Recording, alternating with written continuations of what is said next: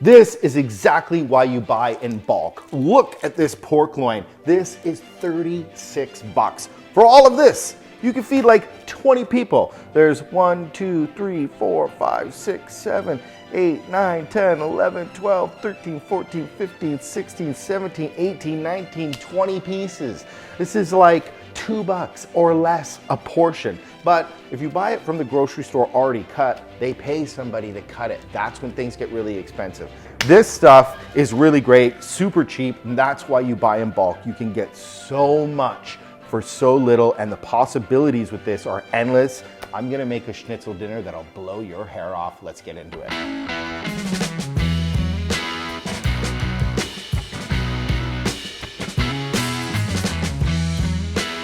What's a schnitzel? Well, a schnitzel is just a thinly pounded piece of meat.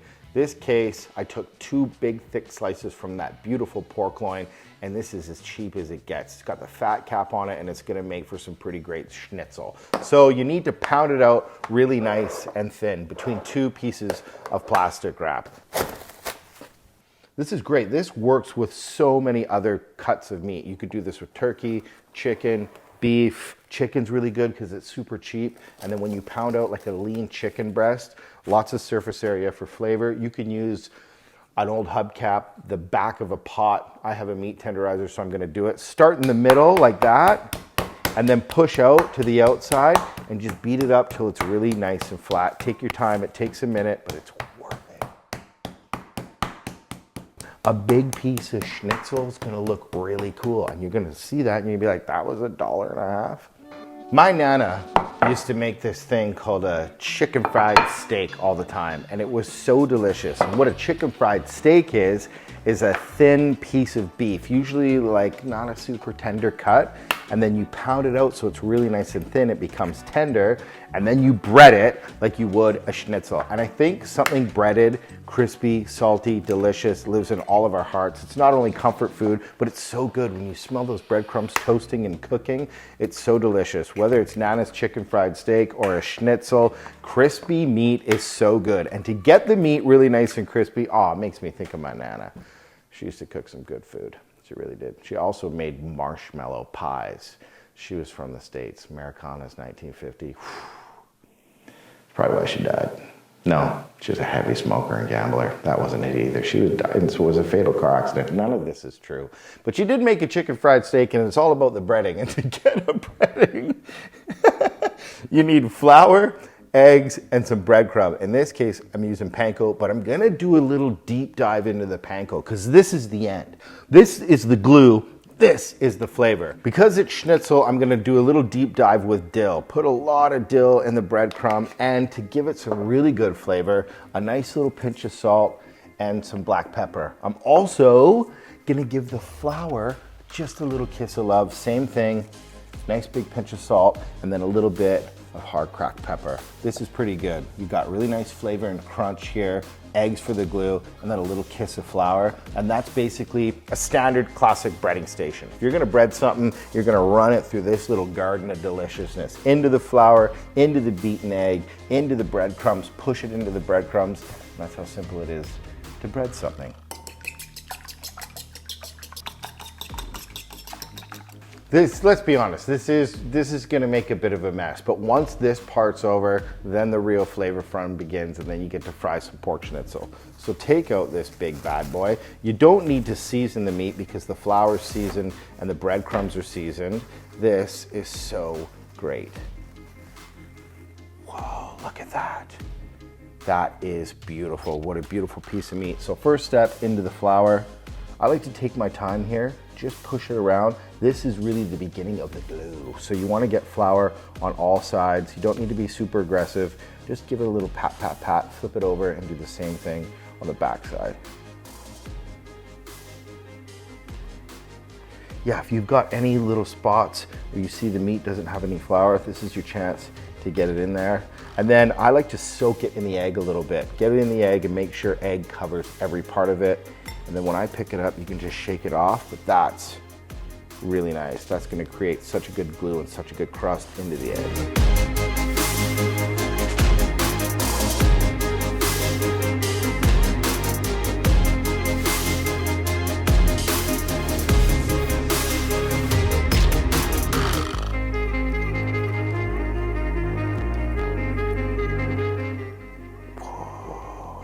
breadcrumbs.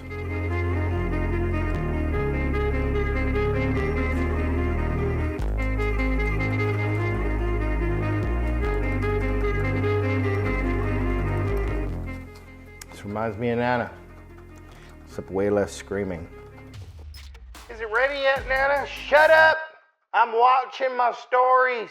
And quit messing with that goddamn cat. You're gonna kill him, Tyler. She got everybody's names wrong. We never had a Tyler, but she had Tyler, Ricky, Ronnie, Dre. But man, her chicken fried steak was good.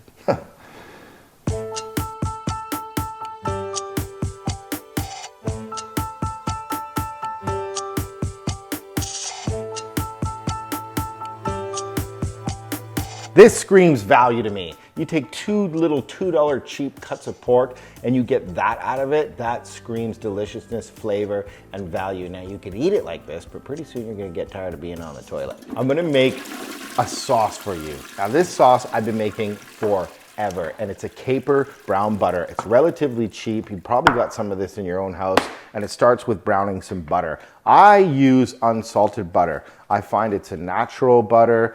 It's a pure form of cream, I find, and there's no salt in it because you can always add your own salt. So the first thing is to chop this up into little cubes. And brown butter, it says it all in the name. It's browning the butter. You toast the butter in a nice hot pan and the milk solids caramelize, and it gives this butter such a nutty, beautiful flavor. Next time you're making chocolate chip cookies, brown the butter. What? People will freak out about your cookies, but this is a great sauce, not only for pork, but you can put it on chicken, fish. It's so versatile and it's super quick. The only aromatic veg in it is shallots and garlic. I like to beat those up really nice and fine because it's gonna give that brown butter a lot of flavor and some texture. If you don't have shallots, you can use white onion, just dice it up nice and fine.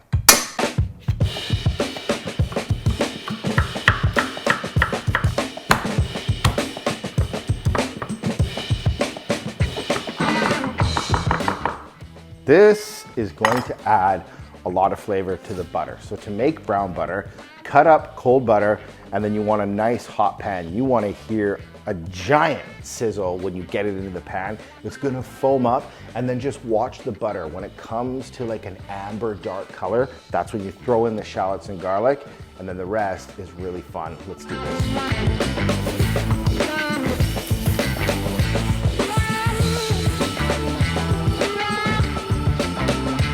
This is really nice, that nutty foaming butter. It's so delicious. That smell of the toasted milk solids is so great. So you can turn it off. Once it starts to really foam up like that and get a lot of those micro bubbles on top and it's frothy, you know it's done. And then in with the shallots and garlic, and the aroma when the garlic hits the butter, break your heart.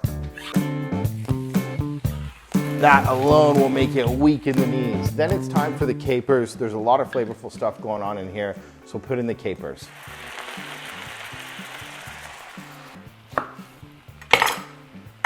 The butter is so fat and rich that you want to give it a good squeeze of lemon, and the capers, the tartness from the capers is going to really round it off, so you get like this toasty, nuttery, buttery feel, and in the back of your mouth you get that big pop of lemon, and it's so delicious. It's off the heat, and this is a really good tip. I finish with the herbs. I want to keep it really nice and green. You could use a couple different herbs here, but parsley is just fine. Lemons, parsley, garlic, capers, they're pretty good buddies. You don't have to be super concerned about the knife cut. Just give it a good whack. And then the last thing to finish this butter sauce, just a touch of fresh herbs. With a little clever cooking, you can build something that has a ton of character, a ton of body, a ton of attitude. There's a chip on its shoulder, and it's super delicious. It's just a few ingredients, but if you stage it at the right time and treat that butter with a little respect and get it really nice and nutty, you can make a beautiful sauce. That's enough sauce for 4 people or just me, and you can use it on anything, honestly, fish, and it's done. That butter can sit off to the side. I'm gonna clean up, then we get to fry the schnitzel caper butter. Totally delicious.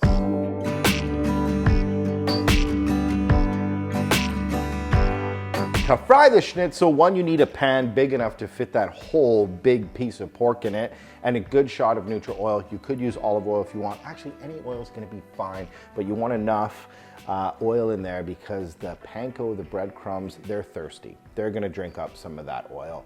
So you want to get enough in there. And how do you know when the oil's ready to fry in? Well, one, you're going to see a little bit of smoke come up from the sides. Not too much, just a little bit. The oil's going to be shimmery. And if you look in my pan, I've got these little pieces of breadcrumbs. I just take one and put it in the oil. And if it bubbles, just like that, it's ready to fry.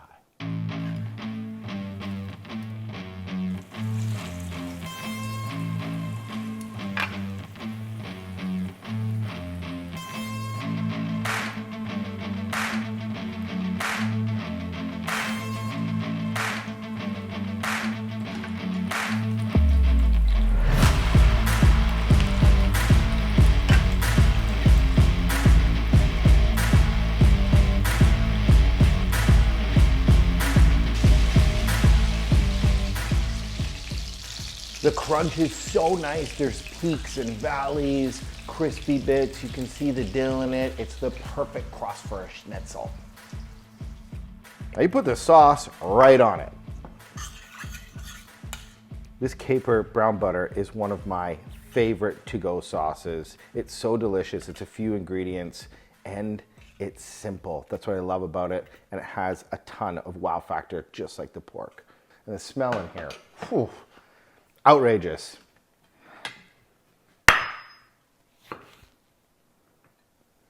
That's it. That's all it takes. You can have a side with it or no side at all. That is truly epic. Simple, delicious, cheap, little clever cooking. Happy days. Listen to the sound of this.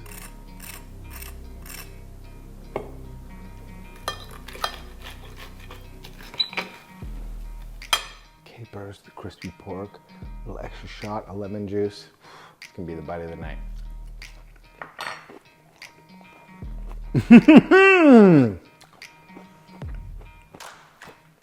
Get this on your dinner table.